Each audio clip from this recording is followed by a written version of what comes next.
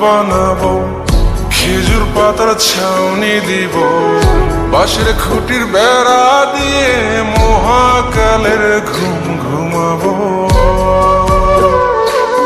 আমি মাটির একান ঘর বানাবো, খেজুর পাতার ছাউনি দিব, বাঁশের খুঁটির বেড়া দিয়ে মহাকালের ঘুম ঘুমাবো।